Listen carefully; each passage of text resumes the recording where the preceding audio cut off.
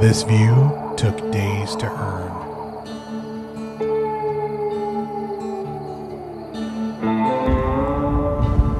We faced relentless wind, trails that were now covered in snow, Run into a closed gate. and gates that barred our path. Pavement right behind me there. But perseverance led us here. Camped on the Grand Canyon.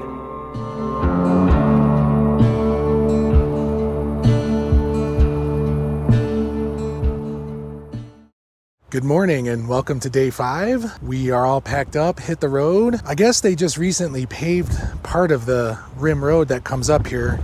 It was pavement for a little while longer. Woo, that wind. And then it turned to dirt. So we are on dirt. And I am currently standing in the very windy Horseshoe Vista.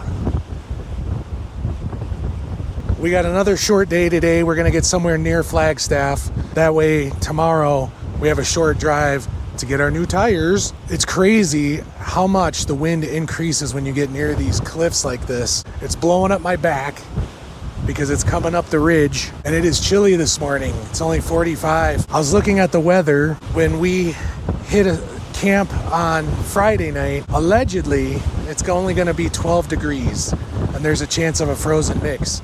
So that ought to be interesting. We are gonna hit the road. We're gonna try and get up to Long Lake or somewhere in that area today. That puts us fairly close to Flagstaff, and should be a nice, easy travel day for us today.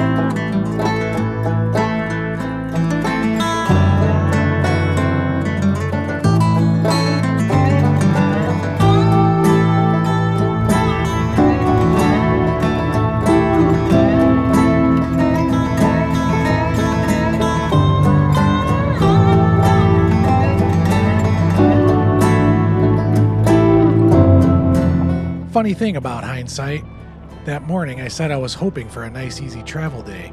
And to be fair, it started that way. But those last few miles, more potholes than road. By the time we crawled into camp, even my suspension had trust issues.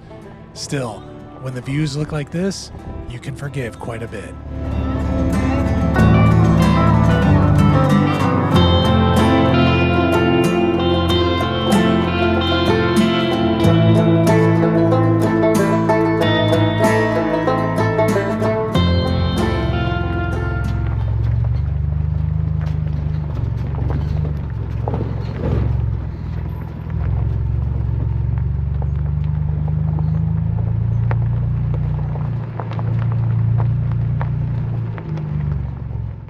All right, we made it to camp on night 5, and we're camped right on a lake here in the Coconino National Forest. There's a wind advisory, so I apologize for the wind now. 25 to 35 mile per hour winds with 45 mile per hour gusts. So needless to say, it's a little windy out here.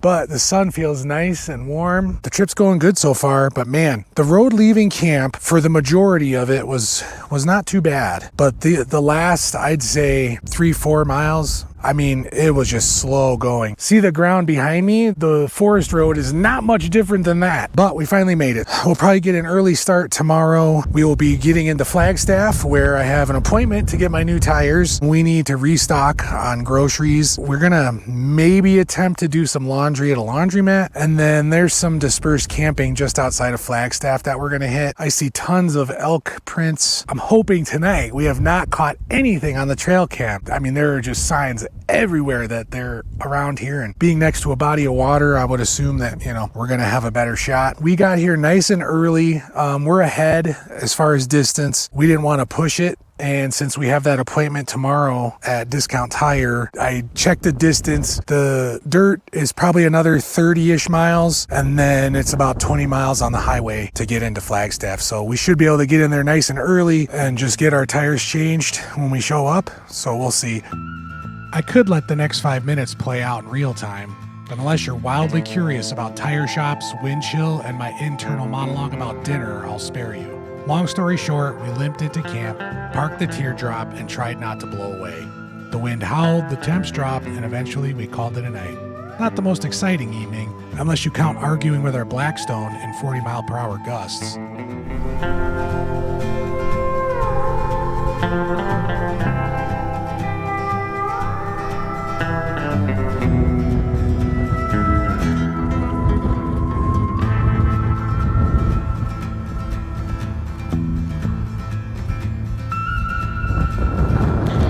Good morning on day 6. We have packed up camp and left Long Lake, and boy oh boy, this road is real bad. So we're hoping it clears up, but we left about an hour ago and have probably gone about 3 miles, maybe 4. I tell you what, if you did not have some kind of navigation software, you would easily get lost because it winds in and out of a wash. At some points, even the road doesn't look like a road, but we are plugging along and hoping to get to Flagstaff at a decent hour to do all kinds of activities. Hopefully this road improves here soon.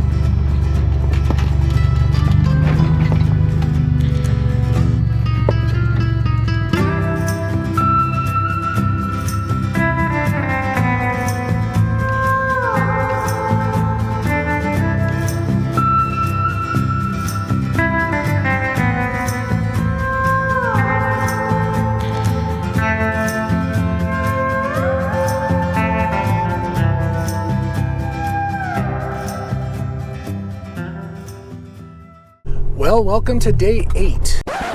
Hold up.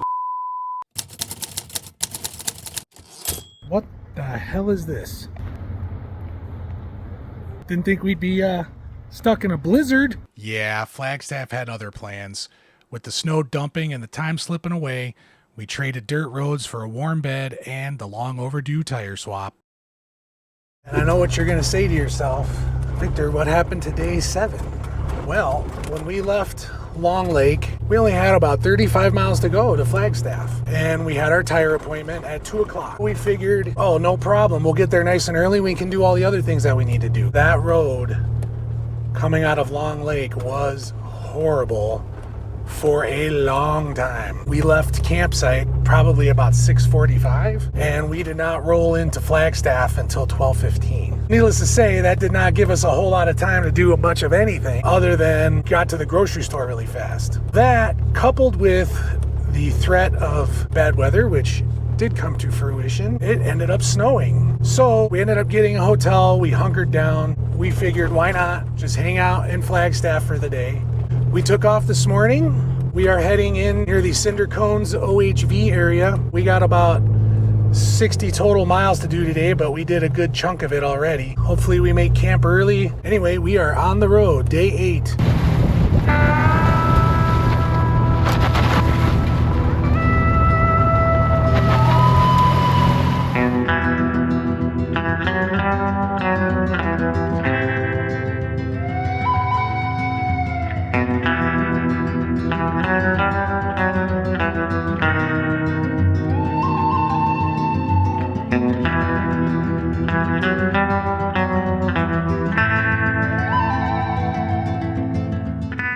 And just like that, we've run into a closed gate on the other end of the road. There's pavement right behind me there. So we just drove, I don't know, it wasn't that far, but it was far enough where now we got to turn around and go back and hopefully find a way around and get back to the BDR.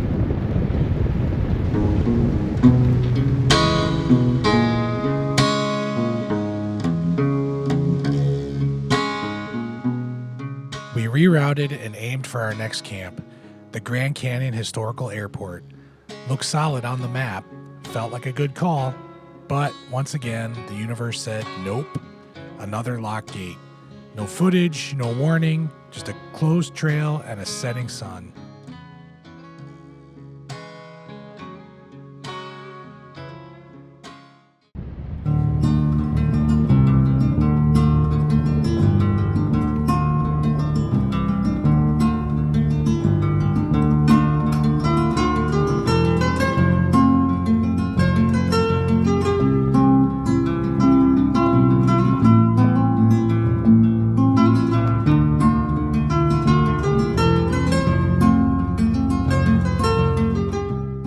Good morning from day 9. Very chilly morning. Everything had a nice coating of ice on it this morning. Looking at my weather app, it said it was about 22 degrees. I did end up turning the heater on at around 3 o'clock in the morning. We are gonna get camp cleaned up here. No luck on the trail cam again. I walked out that way, a few hundred feet that way, put it in a tree facing the other way, figuring surely we'll catch something.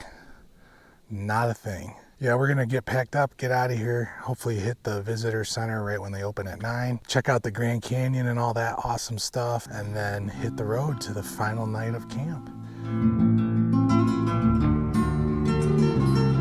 So here I am, finally. After living in Arizona for the better part of 15 years, I never made it to the Grand Canyon until now. It's one of those places you've seen 1,000 photos of, but standing there, seeing it all with my own eyes, it definitely hits different.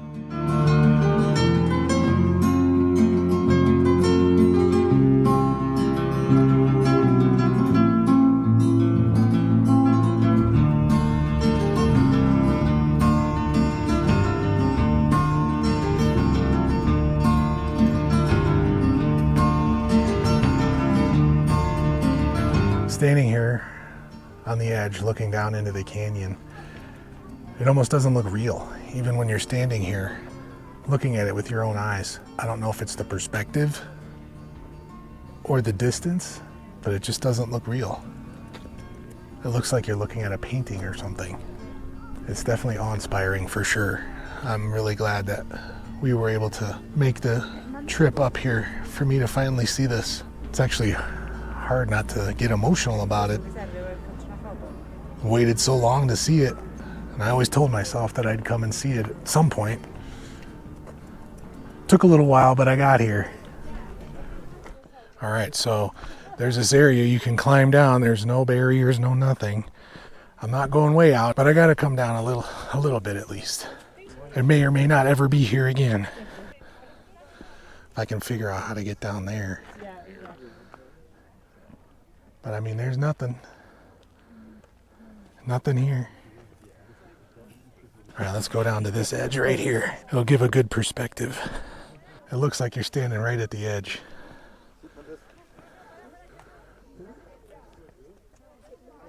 I could not do it. All right, just climb back up from there. So I'm out of breath, but there's an elk right over here eating. There she is. Just hanging out. We'll try and keep our distance so she doesn't feel trapped. Can't help everybody else. She's obviously very used to people. Wow. All the remote camp spots that we've been at, we haven't seen anything. Come to the Grand Canyon where there's a ton of people and there's an elk right there.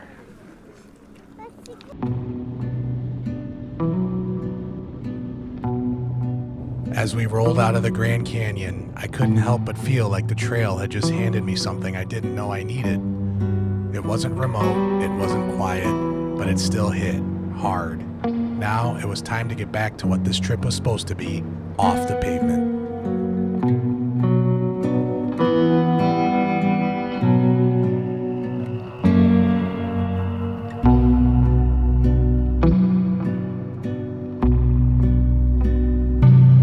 We just turned onto dirt after leaving the Grand Canyon. It was a lot of pavement miles, as you saw there.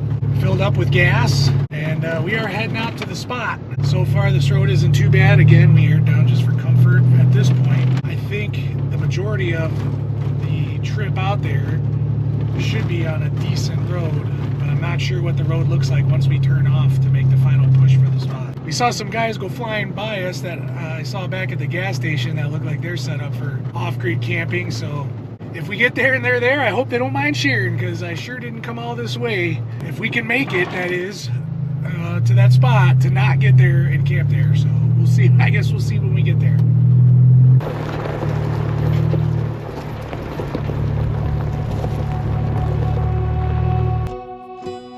I didn't know it yet, but this trail was about to hand me the kind of campsite I'll probably never forget.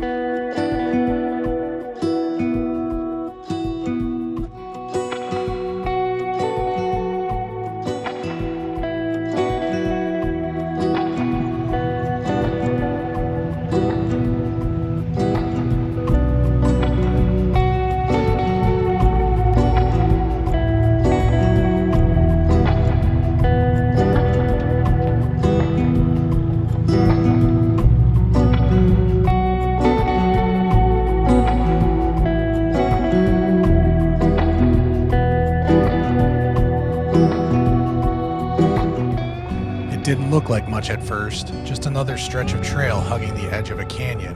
But then the view opened up and I realized this was it. This was the spot.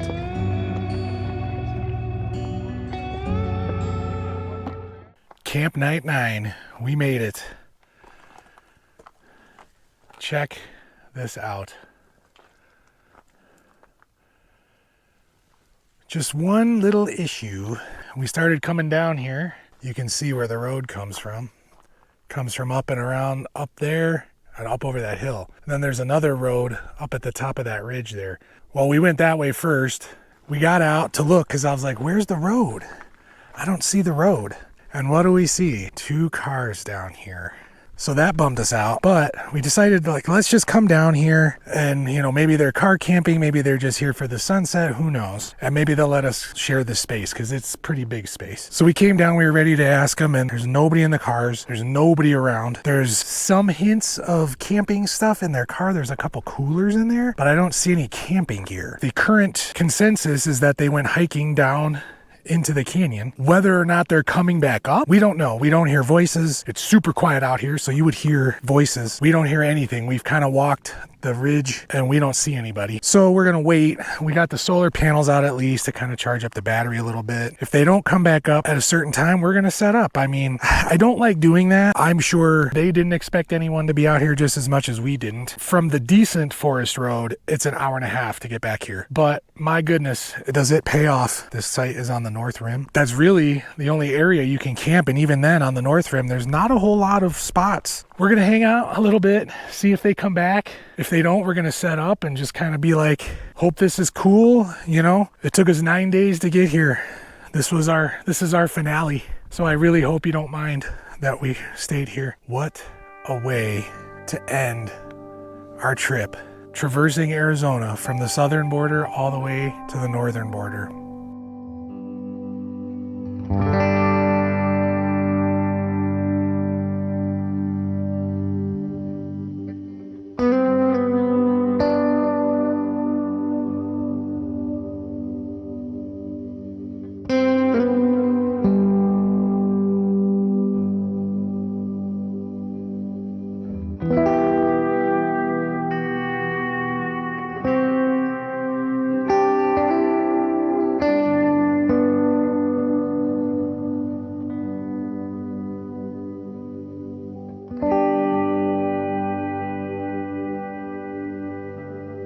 The trip was ending, but the story, that keeps going.